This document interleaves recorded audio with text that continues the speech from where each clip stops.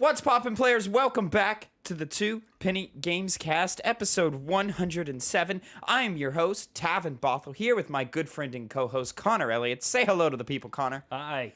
Ladies and gentlemen, if you didn't know, every week, me and Connor, we come to you with the new news you need to know about the video game industry. We each bring to you two topics, two pennies, if you will, and we give you our 2 cents on them. We come to you every Monday, 8 a.m. Central Time, youtube.com/2pennygamescast, or mainstream podcast services of your choice. You can find us on Google Podcast, Apple Podcasts, Spotify, SoundCloud. We're out there. Please drop a like, drop a follow, drop a comment, share with your friends. We just started a brand new TikTok, Connor. We're on TikTok now. I love TikTok. All the YouTube shorts that you've been seeing up on the youtube.com/2pennygamescast, they're over on the TikToks. So go check us out. TikTok.com/2pennygamescast, I think. Or 2 Penny Games. I think that's how that works. I'm not on TikTok. 2 Penny Games is the name of the channel. Go sit over there. Go jump over there. Yeah. Go follow. All that fun stuff. You can find it. You'll find it. Yeah. So right now, there's short reviews of Stray, of your review of Resident Evil 4 is up there. That just came out. That just went live this last week. My review of Resident Evil 4 in a short form will be coming soon. Our video game book club, our monthly book club segment, where we review a video game and rank it amongst others. You can find that in full at youtube.com/2pennygamescast or episode 106 for audio podcast listeners. We know you're listening. Sorry, I need to say, we know you're listening. We see the numbers. There's like a whole 5 of you. We see them. No, yeah, we do. You're not forgotten. Trust me. You're not forgotten. Anyways, all of that is up on the channel right now. Go check those out. But guys, just talking about video games isn't enough. You need some gamers showing off their gamer moments. Hop on over to twitch.tv/2pennygames, in which me and my good buddy Phil, we put on a little show called Hype, HYEP. We'll be finishing off some Resident Evil 4 right there. It'll be Phil's first time playing. Did I say HYEP is for have you ever played? Have you ever played? It's a show where me and Phil, we sit down and we show each other video games that we've never shown, that we've never played before. We'll be doing our sort of series finale, or at least the series is going on pause because I'm moving, ladies and gentlemen. So we only have a few more weeks of that. So please hop on over, say hi, give us a nice little visit while we do that this next week. Connor, let's drop some sense on him, my friend. Yeah, let's do it. Policy here at the 2 Penny Games. People first. So, first topic today, your first penny. Blizzard NetEase scrap Warcraft mobile game after financing dispute. This is a Bloomberg article by Zepig Huang and Jason Schreier. Activision Blizzard Incorporated and NetEase Incorporated have torpedoed a World of Warcraft smartphone game that had been in development for 3 years, raising questions about one of the industry's most lucrative business relationships. NetEase has disbanded a team of more than 100 developers tasked with creating content for the title, only some of whom were offered internal transfers, people familiar with the matter said. The two companies disagreed over terms and ultimately called a halt to the project, which had been kept under wraps. A person familiar with the deal, asking not to be identified, discussing private information. The day after this story was published, a spokesperson for Activision said there had been a financial disagreement between the two companies. Quote, there had not been. There had not been a financial disagreement between the two companies. Thank you, Connor. Quote, we continue to have an extremely successful relationship with NetEase, and it is entirely untrue to suggest that there have been financial disputes, the spokesperson said in a statement. A spokesperson for NetEase declined to comment. The decision Okay, that's the news. Yeah.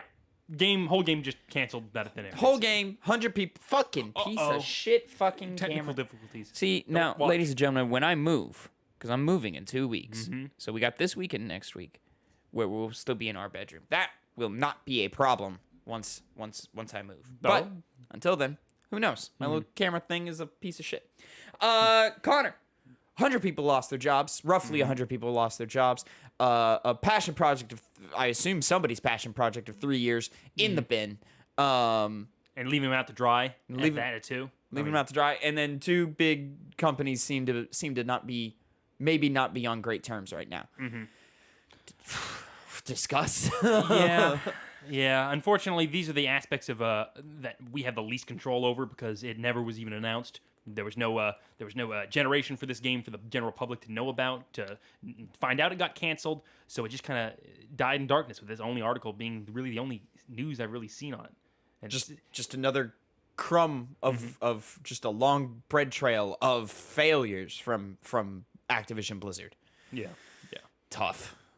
Tough. Once again, I mean, harkening back to the allegations that came out, the pretty much confirmed allegations of sexual harassment, sexual abuse going on at Blizzard, they just never gotten better in any sense. There's been not really any decent amount of justice. No one's been put in prison. No one's even really been fired. It's just kind of sad to see that Activision Blizzard just does more and more bad things and nothing really comes of it. Well, and it's really just to really continue this narrative that they're just profit first. They don't care about the consumer. They don't care about the developer. They don't care about people. You know, it's how much money can I make? How many pennies can I squeeze out of this? You know, and that money not evenly distributed amongst staff, and it's just mismanagement across the board the whole way. And it's unfortunate to just see that it just keeps going, and we never get a break. Every week it's something is wrong with Activision, something is wrong with Blizzard, something's going on here.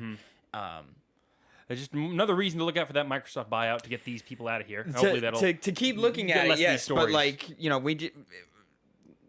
let's not just assume things are going to get better. We need things to get better, like in a real way. So it's hopefully we get 3-4 years down the line and we get a headline that is like last week, whereas Rockstar seems to be cleaning up their stuff.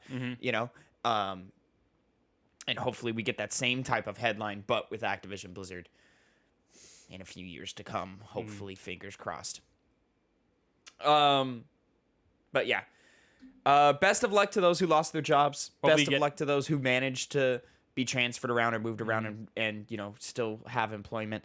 And then just best of luck to anybody at ABK in general. Yeah. That's being laid off from something never is good. 3 years, man. Yeah. That's not a small amount of time. No, and to not have any fruit bear. I mean, just exactly. Dies. No one sees it ever. It's just that's literally just hundreds of thousands, millions of dollars that they've just thrown down the hole for no reason. It recently happened with a bunch of shows with some HBO Max deal going on. I'm unfortunately not the best kept up on. Yeah, Warner Brothers owns what. Warner Brothers seems to be just kind of shutting down HBO Max because it is recalling on things or something like that. I don't know what they're necessarily tax reasons or whatever. They're like, hey, we're gonna get a big chunk of change if we shut it all down and nobody has any fun anymore. Unfortunate, man. This is what you get with capitalism, ladies and gentlemen. Everything is a lie. You've been fucking indoctrinated into thinking is the one true way. Fuck this fucking country. Anyways, what? Where did that come fatalistic from? there, Tab. Moving on. Topic number 2, my first penny of the day. EA says single-player games are really, really important part of its portfolio after controversy. Of course. I can't wait for your take on this. Ryan Leston, IGN.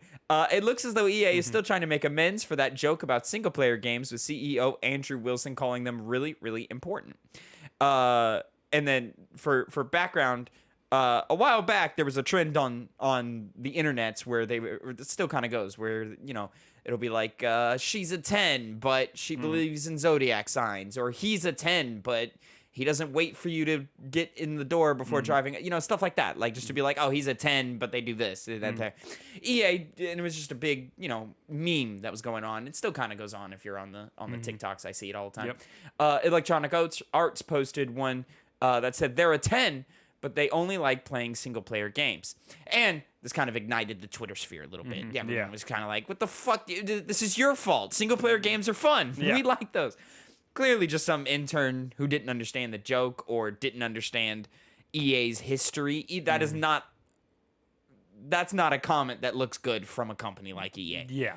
To which they said, all right, we were wrong for that. But, I didn't think too much of it. I was just kind of like, I found a lot of the replies funnier than the story itself. And people ragging on them. Yeah, ragging on him and so forth. It looks like Andrew Wilson's trying to, trying to continue to backpedal on that and make everybody happy. During a recent earnings call, EA CEO Andrew Wilson reassured investors that single-player games are still a major part of the company's output, despite what it may say on Twitter. Quote, as we think about single-player games, we think it's a really, really important part of the overall portfolio that we deliver in fulfillment of those core motivations. Quote, the way we think about this is really less about which game and more about which motivations these games fulfill. So we know that our players, they have these core motivations: inspiration, escape, social connection, competition, self-improvement, creation, these things that bring us together as players of games, and the creation of worlds and the building of characters. And the telling of stories is really important in the fulfillment of some of those motivations. Quote, they're all new, and most of them, to my knowledge, aren't... Well, what is this? Oh, EA's... according to US Today, EA employees disliked the tweet, largely because the company's social media is managed by a team that sits outside of the games industry. Quote, they're all new, and most of them, to my knowledge, aren't really game industry people, explained one of the US Today's sources. The person who posted that tweet didn't know and wasn't supported properly to ensure something like this didn't happen. However, EA made clear that live service games are the dominant force when it comes to business. Quote, as we think about the model impact and the financial impact of that, the first thing to always keep in mind is that live services still encompass over 70% of our business, and that has been a proven, very reliable, highly recurring revenue stream, and that will still be the predominant driver in our P&L, profit and loss, long term, said EA CFO Chris Su. Well, Andrew Wilson's a robot. And he's like a...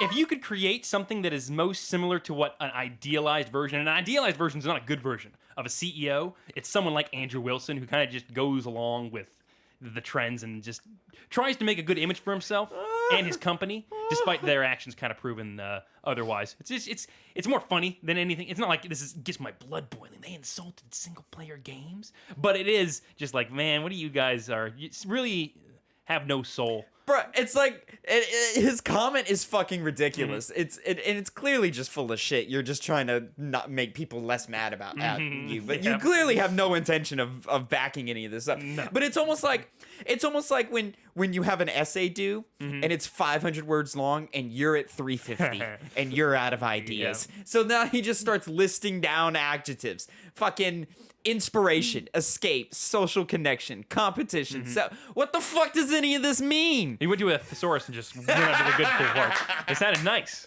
Well, he wouldn't have looked at an actual thesaurus. He would have just typed in cool words in Google and cool words to describe gamers or something like that, and then he just took it from there. Whatever source he got. The gamers. Mm-hmm. And then they just like, oh, by the way, we are still doing live service games because that's what makes us money. Yeah. Oh yeah. We still want to. Hey. Give us that $1.50 for that new fucking what live service game do they have? I don't even honestly. Fucking, EA's become so detached in my mind. They don't have Destiny anymore. Who do they have now? What do they have? FIFA. Give us the new FIFA box. Polls. Fucking give me more polls. I guess I don't know what FIFA players get excited for. I know. I only see the reactions of them like freaking out when they get some kind of player. And that's usually my my extent of how people react for that game. When Fortnite took off and a bunch of single player games were being canceled, mostly by EA, I'll remind you. Mm-hmm. And everyone was like ringing out death to, this is what, 2017?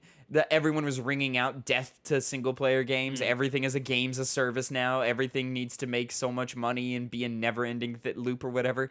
And then fucking we got Breath of the Wild. We got Wolfenstein 2. We got Mario Odyssey. We got fucking The Last of Us Part 2, God of War, Spider-Man. Like, single-player games are established core pillar of gaming. They're not going anywhere. Yeah. And to now see it flip the other way around, where all of these companies, all of these greedy little CEOs have to now backtrack and be like, oh, yeah, no, we care about moving the culture forward, moving this industry forward, pushing technology and all these things and telling stories. And, and now we see Respawn popping off with Titanfall 2 and Star Wars Jedi Fallen Order, and they're like, fuck, man, people like these games. Yeah, no shit, we like these games. Like, what the fuck did you think was gonna happen? EA's just always Best-selling game coming out on with good stuff. PlayStation is still Spider-Man, guys. Mm-hmm. No, Connor, can you and I play Spider-Man together? Yeah, I guess. Like, well, no, we can't. No, we can't. It's a single-player game, Connor. It is a single-player game. Huh. No, but we can play it like together, like in the same room. Yeah. Have a LAN Hey party. man, what mission are you on? Oh, you're on the Hammerhead mission. I like that Hammerhead mission. Yeah, That's okay. fun. Oh, yeah. And we trail off with pleasantries, and then just go back to our games for hours. Go back to swing. Hey man, did you take a picture of the Avengers Tower yet? Oh my God, no! It was pretty funny. It's a good game, that Spider-Man. Spider-Man 2 might be my most anticipated game for Mm-hmm. next year, I'm not surprised. if it comes next year. Considering how much you weasel your Spider-Man comments into everything. Fucking it's like, love Spider. It's that and Resident Evil 4. I'm Mhm. very, very excited for those two. Yeah, games. yeah. I want to see what they do with RE4, but We'll see. time will tell. YouTube.com/2pennygamescast. Full review of the original Resident Mm-hmm. Evil 4. Does it hold up? Go find out. Kind of. Anyways, Connor, anything else to say about this? Well, laugh at the next thing they say, whatever that is. Also, like, The Sims 4, Mass Effect Legendary Edition, Jedi Fallen Order, all selling bagonzo numbers. Everybody loves them. Everybody loves these games. Yeah, I do. I hope Jedi Survivor's good. I hope so too. It has potential, high potential. Yeah.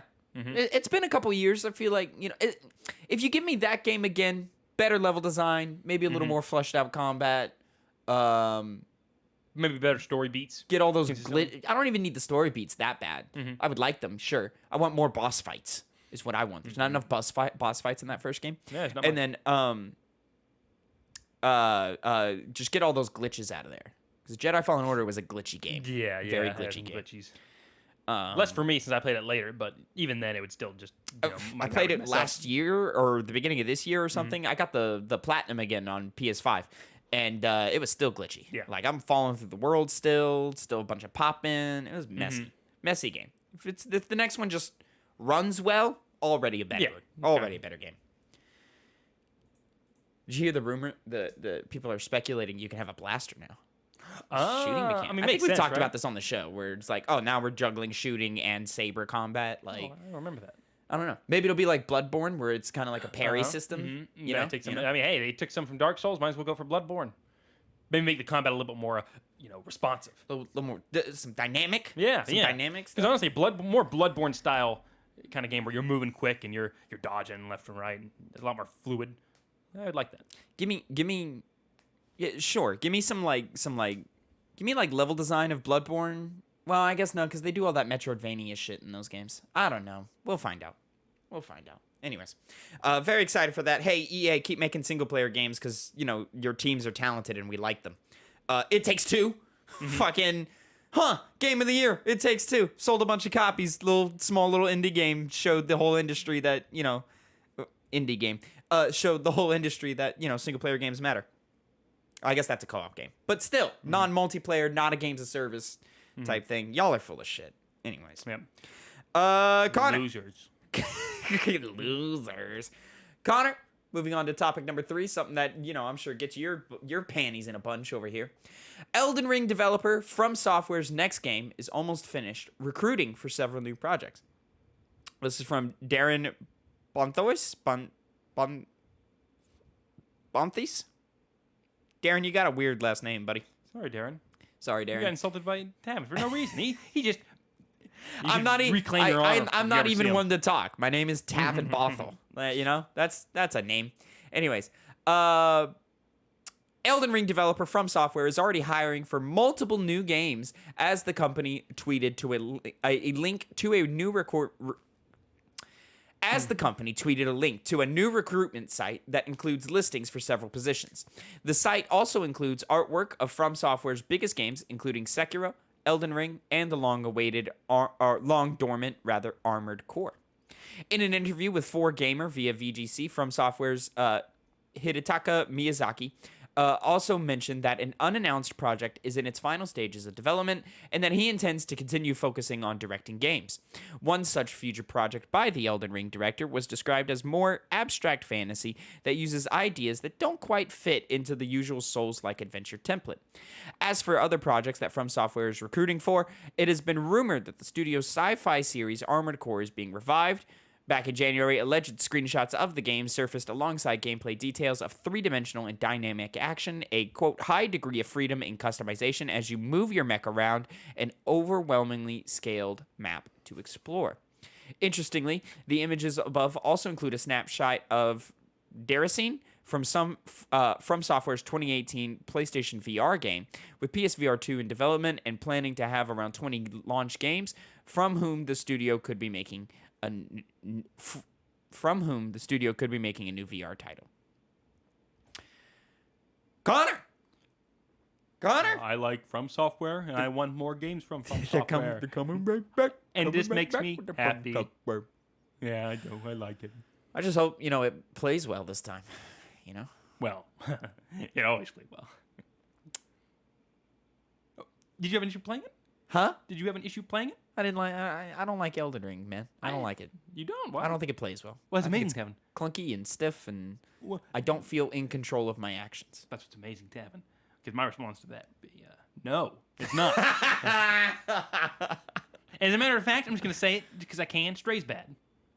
Never played it. You haven't touched the controller, Connor. But Stray's bad. It's not You liked it. bad. Well, you didn't even like that all that. Power Wash Simulator's bad. It's not that good. Boring. Well, It's lame. hold on. Don't spoil the surprises, Connor. Don't Oh. spoil the surprises. What surprises? What'd I say? I haven't talked about that game yet. I haven't said anything. Anyways. I haven't said anything. Anyways. Connor, what is this new game? Is it Elden Ring 2? I think Elden Ring 2, Connor? We got Elden Ring 2 right around the corner? I think it's Armored Core. Probably Armored Core? I think so. Oh, it's probably Armored Core. It probably is. I want that high fantasy one just as much, though. Well, maybe more. Well, maybe less. I don't know. I want both of them. So I'd be fine if it's either one of those things. But Armored Core is the one we've heard the most news about recently. Screenshots were leaked.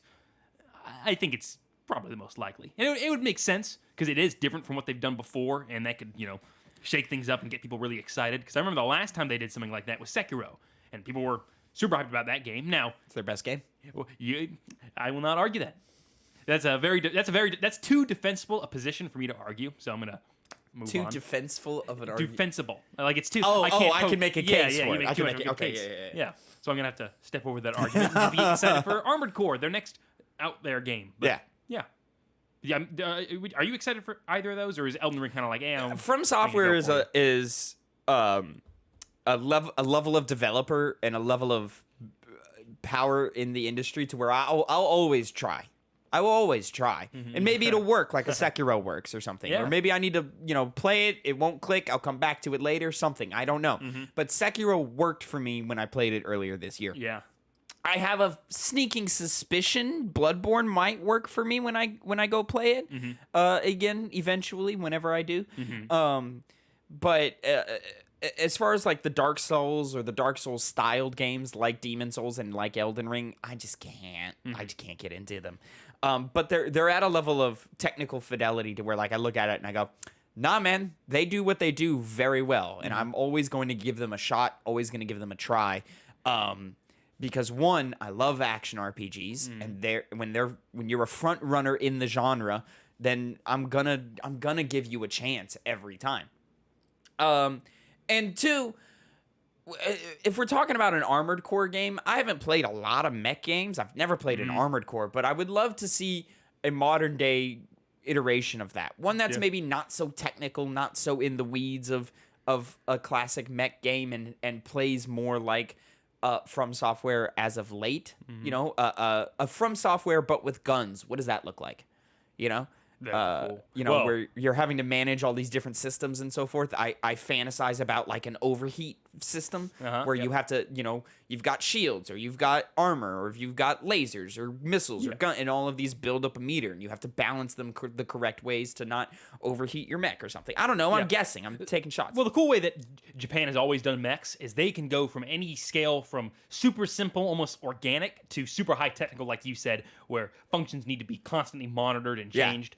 So really, they can go as far or as and we've low as seen possible. systems in From Software games where it is real like a Sekiro, where you're pressing 4 buttons, again and again and again, and that's it. Or we see something closer to the the Elden Ring or the Dark Souls, where like you're micromanaging numbers, and you're number crunching, and you're figuring scaling out loadouts and presets and armor types and all this stuff.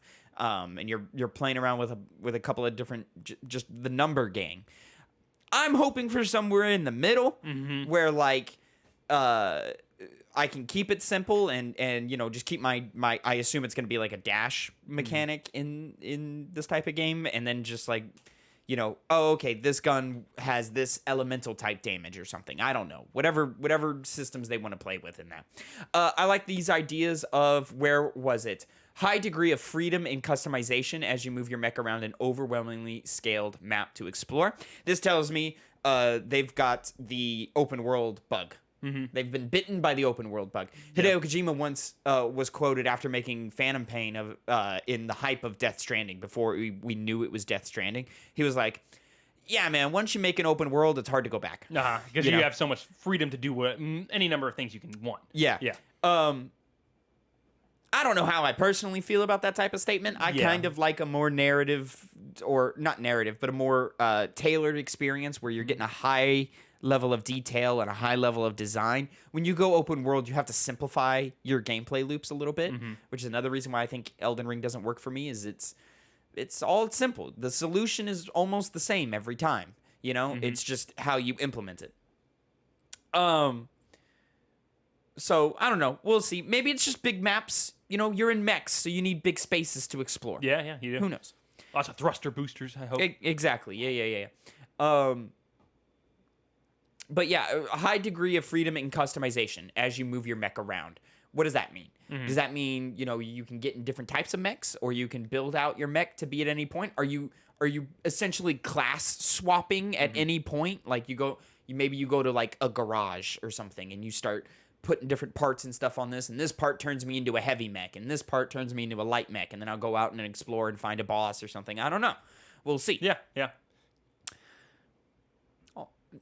Whatever they give us, I'll be happy. I'm sure you will be happy, Connor. I guess an Armored Core player would probably have a better idea of what to expect, maybe because they have certain systems. It's been in their so games. long though that like at this point, do whatever the fuck you want. Oh yeah, you usually can. But maybe they and the From Software today is so different than when they were making Armored Core games that like From Software is a different company than when they made Demon Souls. Yeah. I guess it's all a matter of how they decide to approach this one, whatever it is. Yeah. But yeah, I'm excited for that. Something I'm not so excited for, moving on to our final topic of the day, my second penny. Connor, there's no new Nintendo Switch hardware this fiscal year, says Nikki report.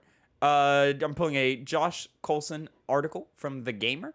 2022 marked 5 years since the launch of the Nintendo Switch. Connor, 5 fucking years? It doesn't feel that long at all. Doesn't feel that long at all. Yeah, these last 2 years kind of flew by too. I don't know about you. Pandemic years seemed really quick, and at the same time, very long.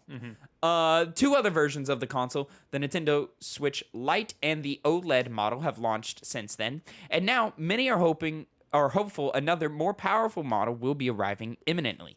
You might want to dial back those hopes a little, as a new report claims the still unconfirmed Switch Pro won't be here before the end of the current fiscal year. That's according to Bloomberg's Takashi Machizuki via Nintendo Life.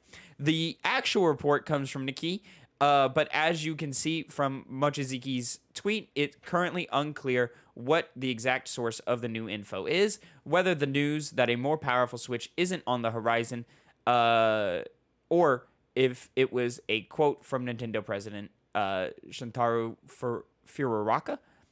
Furukawa. That means no Switch Pro in time for holidays, and also no new hardware to align with the original console's 6th anniversary, which falls in March, right before the current fiscal year comes to an end. Although Nintendo is known for revealing information right before something is about to launch, it does seem unlikely that a Switch Pro would be arriving before the end of 2022. For starters, the Nintendo continues to be affected by the same supply issues as its fellow console creators.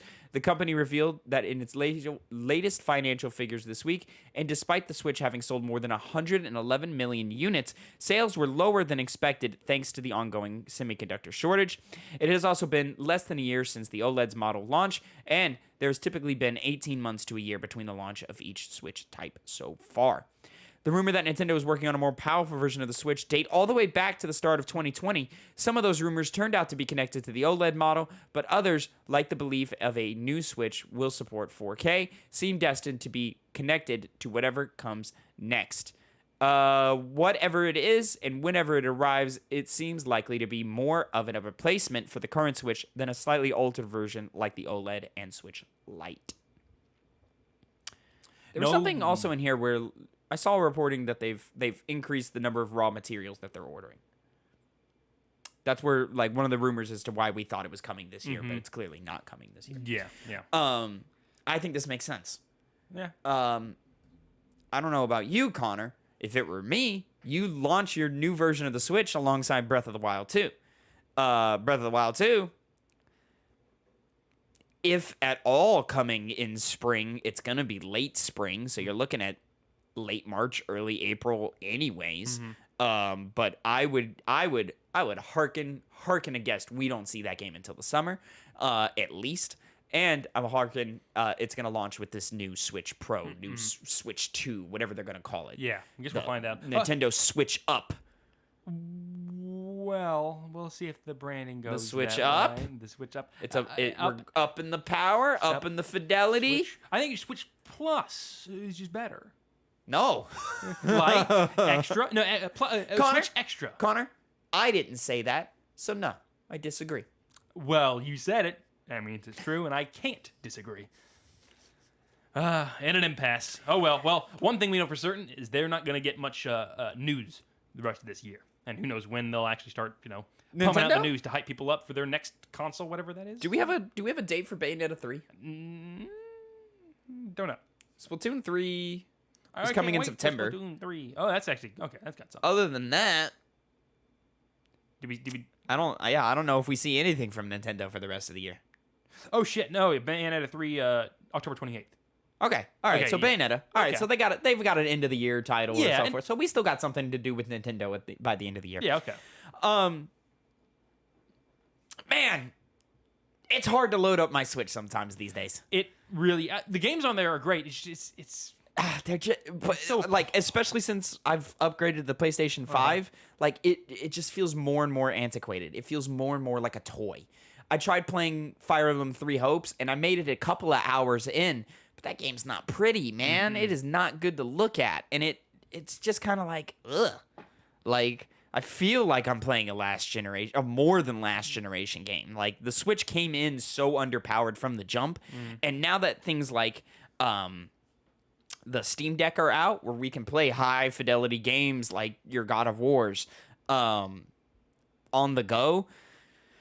Yo, man, like, sure, Breath of the Wild is pretty, but it's simple, and everything else that comes out on that console, not pretty, Well, And the spectacle of take your big AAA games on the go, still there, but I think it's only there because I spent so many years having to start and stop and, not being able to do that. But now that I'm, an adult and I can do these things, I have a commute. Like, I drive. I don't have time to play the Switch on the bus, and I don't have time to play it, in random places most of the time. So, man, when I'm on a Nintendo console, I want something a little more powerful. Now, clearly, they've never been the powerhouse machines, so, like, it's not gonna be comparable to the PlayStation 5 or a PC rig or something like that, but it needs to be better than this. Yep. I personally think the games are playable. I just haven't booted it up because it's apart from the PS5 and the PC, which I'm constantly playing, new games on that one. Yeah. Or the Switch. I couldn't remember Bayonetta and Splatoon were coming out. They're just rolling out games pretty slowly.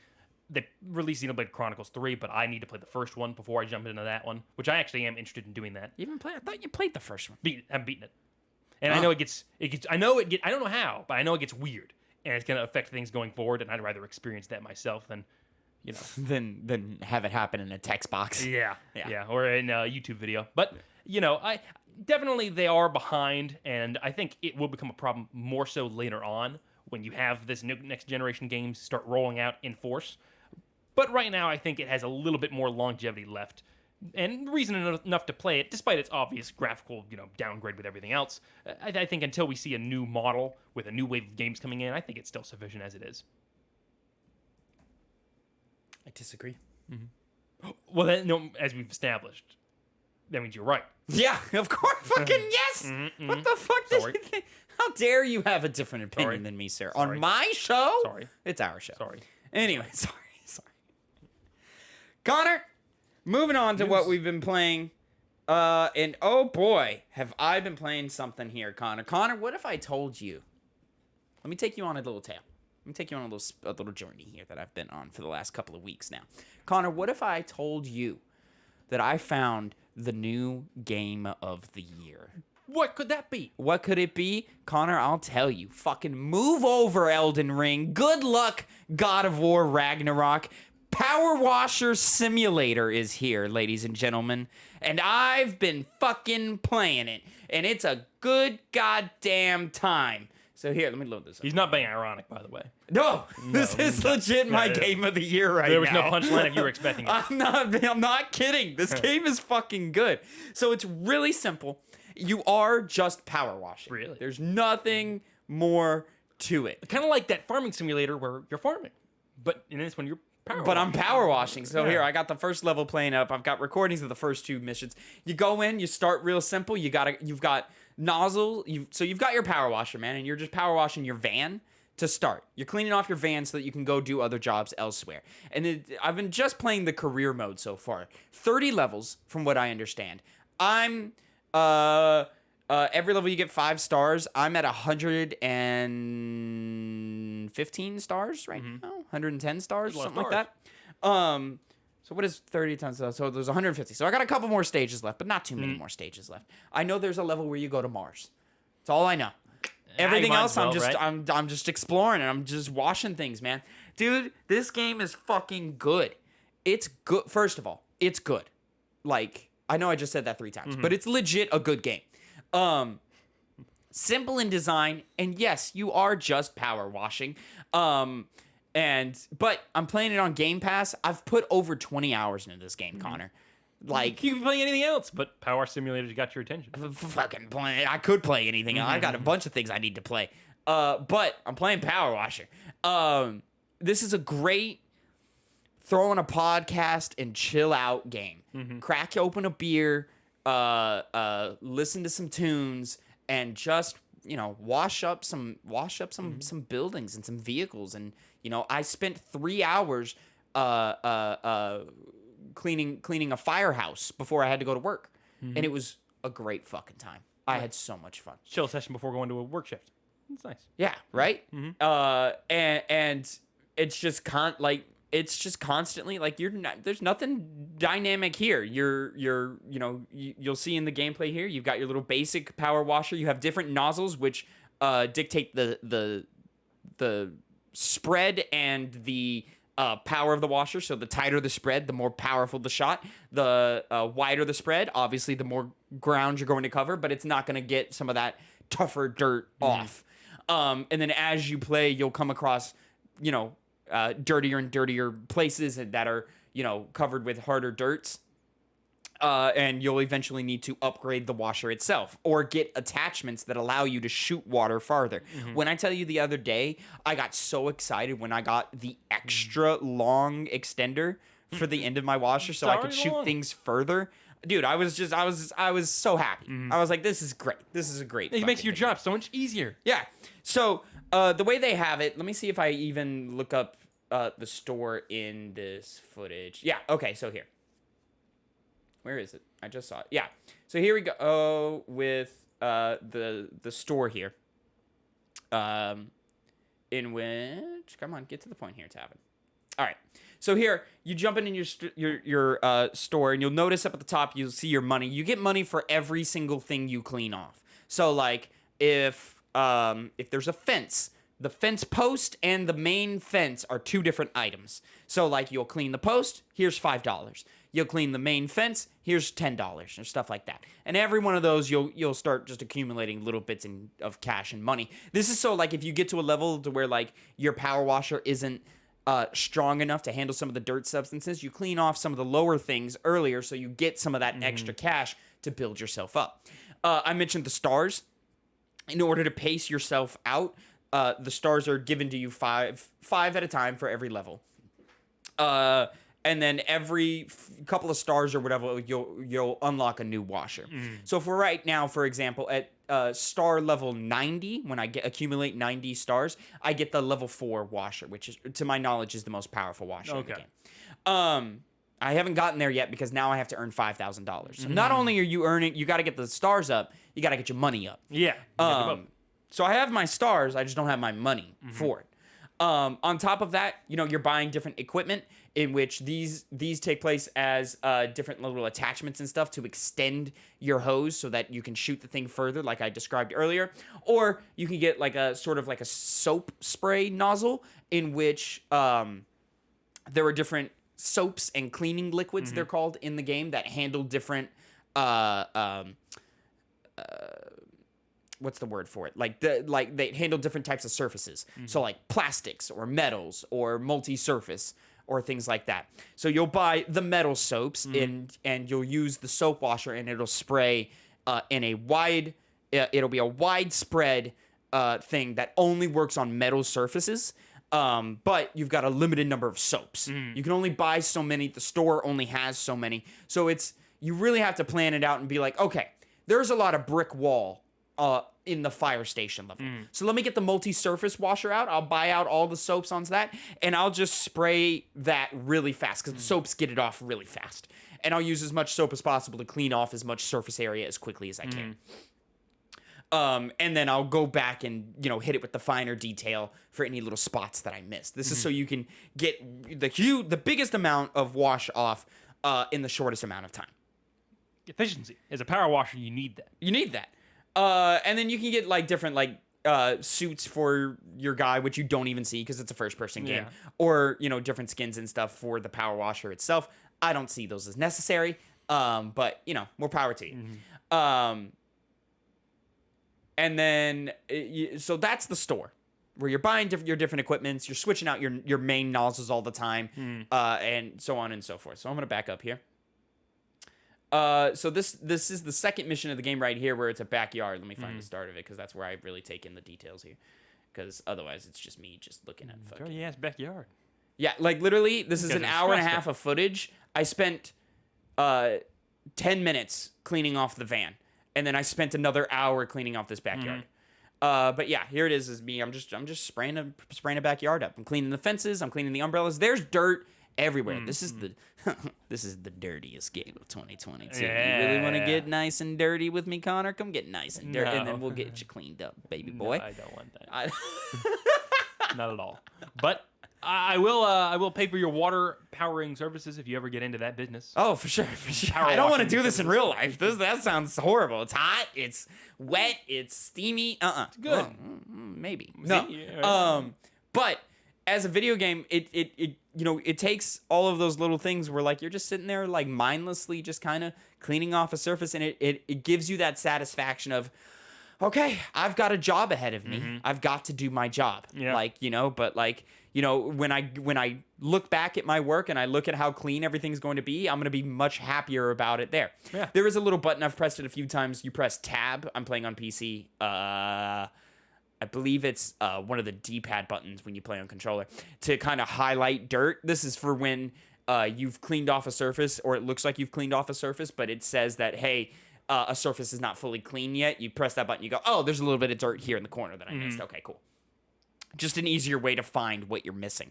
There's also a great way, when you pause the game, it brings you up a list of everything that's dirty in the level and the percentage of clean that you've done it, and you can highlight those and then exit out of that, and it'll highlight which item is still dirty. If you look at this pathway here, there's a lot of stepping stones. Yeah. If one of those stepping stones is dirty and I don't know which one, because they're all listed under stepping stone, 7 of 8, which one is the one that I need to clean, you highlight it and it'll tell you the exact stepping stone that needs cleaning, which is all great. And then, dude, just the very simple systems that they've implemented in this game and the way that they've executed on them, and just the satisfaction of running around and power washing, man. Like you never feel annoyed by any of it, which I think is really nice. It's meditative. It's zen. Like you're just sitting, you're power washing, man. Like there's not a lot else to say.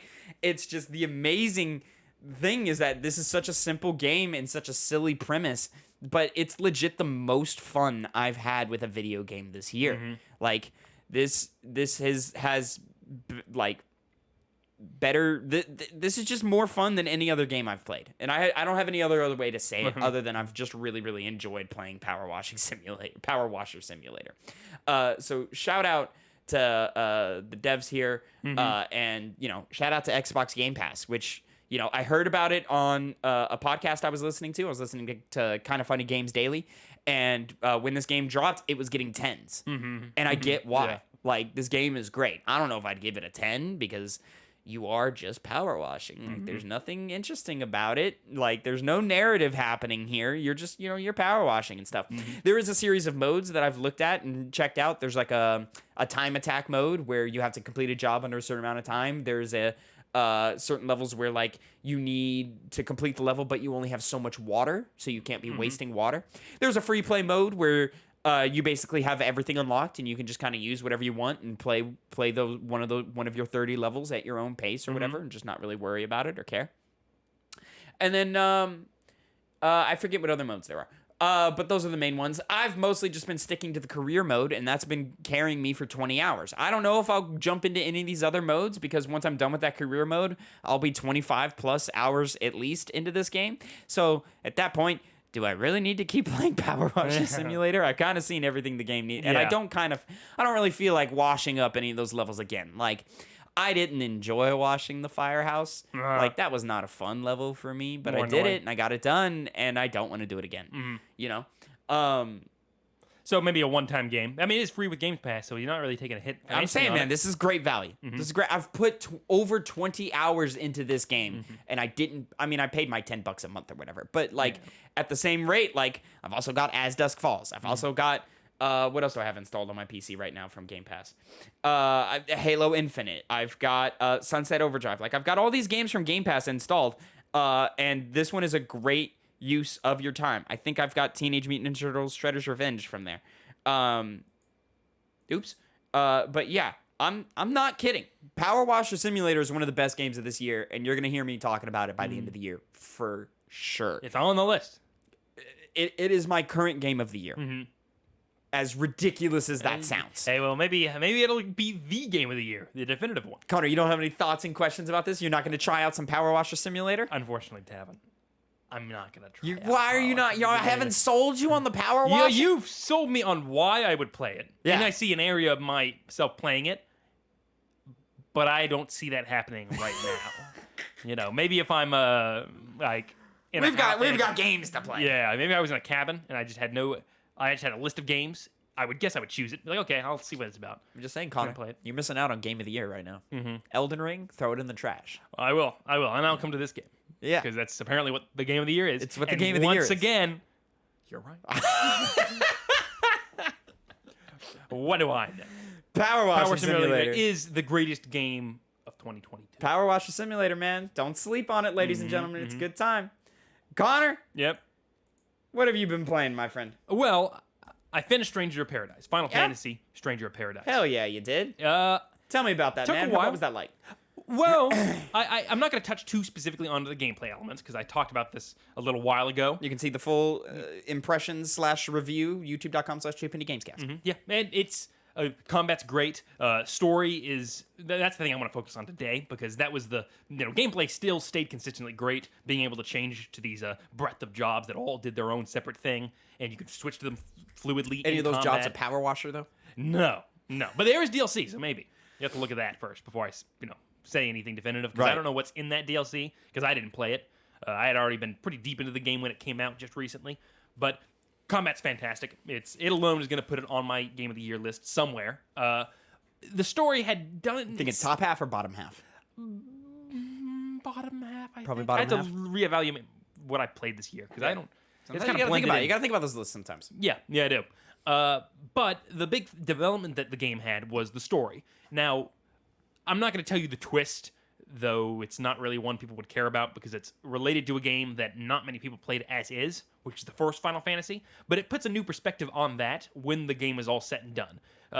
I never played the original Final Fantasy, so it didn't really do anything for me in that regard. I don't I know that the bosses in the game are the same bosses you fight in the first Final Fantasy, and the places are the same. That's pretty much my knowledge, most of my knowledge of Final Fantasy 1. But what it does something really, really interesting, which actually makes the game a little bit disappointing.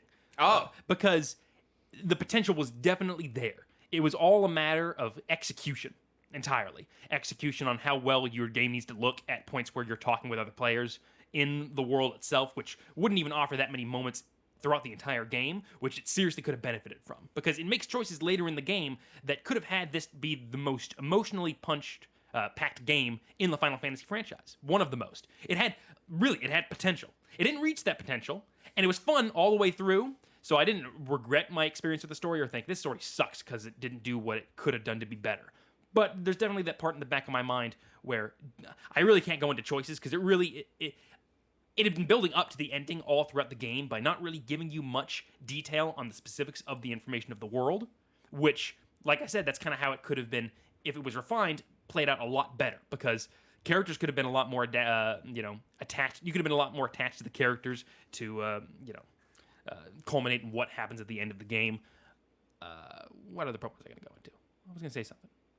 It gets super weird because the build up to the end of the game, when it unveils all the things that it's been hinting at, came out of not left field because the information it gave you definitely makes sense when it's put into view. But the lead up to that game that it could have been using to maybe generate more mystique, have the details of the plot directed to you in a more direct way than being very ambiguous, because the main character, Jack, is trying to kill chaos and literally sidesteps character moments for the sake of just killing chaos. He's a focused man. He's a focused man. But those moments, if they actually played out, could have, like I said, added to the greatness that the story could have reached. Damn, it's kind of hard to talk about this without going into detail specifics because let's just say it's disappointing that it didn't go the routes that it could have. I can't really say much more about that without, like I said, spoilers. So. Spoilers. Yeah. That's unfortunate. Yeah.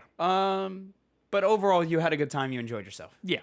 Man, I still look at these systems, and I like in this hour, and I go, "Fuck, man." Mm-hmm. When I was scratching my head wondering what to play earlier this year, it should have been this. Yeah. It should have been this. Yeah. But now I'm too busy playing Power Washer Simulator. Mm-hmm. So. And then, you're never going back. What is it? Fucking next week, I've got Cult of the Lamb. So the game releases are back. We're back on the game release. Back in the swing of things. Yeah. So we can't just be playing willy nilly games. We got to be focused here, Connor. Anyways, anything else to say about Final Fantasy Strangers of Paradise? Well, seeing as how I'm struggling to find my words for it, no. Okay, there you go, ladies and gentlemen. That is it for your 2 Penny Gamescast episode 107. Thank you so much for watching, listening, laughing along with us. Remember, you can catch us at mainstream podcast services of your choice, Monday, 8 a.m. Central Time, youtube.com/2pennygamescast, and the mainstream podcast services that I already said. And twitch.tv/2pennygames. Come watch us play Resident Evil 4 this Tuesday, 2 p.m. Central Time.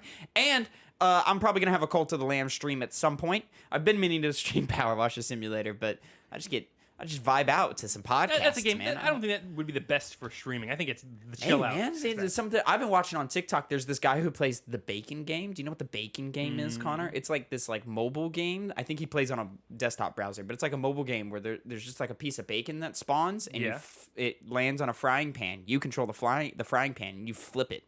And you just flip the piece of bacon onto some objects. And this TikTok streamer, he just be vibing out, man. Yeah, what's it called? The baking or bacon? The Bacon Game. The bacon. Yeah, where is it? I figured it would have popped up more sooner. There it is. It's just a little cheap fucking game. Yeah. Yes. I'd be watching this TikTok streamer playing it. So I'm just saying, man, sometimes the chill, vibed out experiences, sometimes people are into that. But, I'm fucking burning through all these podcasts that I've been wanting to listen to, and I'm just fucking going right through them. Yeah. It's been a great time. Been really enjoying myself. Also, I've been watching Andy Cortez, shout out twitch.tv/Andy Cortez, playing Resident Evil 6. He just started that. Man, what a fucking video game that is. Remember that game? No, me neither. It's bad. It's worse than you would remember. Well, the only thing I've been watching is, which I can't really talk about it beyond today, is Evo is going on right now. A lot of things are happening. A lot of things are being revealed there. It's a great time to be, playing and getting into fighting games. It's also, Multiverses has this big pool of money. Have you heard about that? Like, it's somewhere around what the fuck is the number? I can't remember the prize. I know number. LeBron James is banned. You can't play as LeBron James. They banned Iron Giant too. I don't even know. I think it's I Iron don't know Giant, why. by the way, I haven't played it because I've been playing Multiverses Yeah. too, but we'll talk about that another time. Yeah. Iron Giant might be the easiest character to knock out in that game, Oh, yeah. especially because I've been playing a lot of Superman because Superman okay. is in rotation right now. Yeah, man, I'm just throwing Iron Giant everywhere, man. Yeah. It's just easy. Big hitbox. Big hit box. Hurt box. Yeah. I should say. He's easily getting hit by everything. Everything. And the hurt boxes in the game are kind of hit boxes, I should say, are kind of whack anyway. Oh, Like yeah. you get hit randomly. It needs refining. None of it. It definitely does not feel tight, but it's Yeah. fun. Yep. It's fun. But for Evo, they're doing like $25,000 for the top winner or Oh, wow. $10,000. that just fucking came out? Yeah. Some people were getting 25th place and getting $875 for their prize money. God damn. Just leagues above anything else that's going on at Evo right now. Fucking sign me up. I'll get a quick Right? $500 easy. Probably not. I'm not that good. Well, Anyways, ladies and gentlemen, thank you so much for watching and listening. Until next time, have a great time. And Connor, say goodbye to the people. goodbye.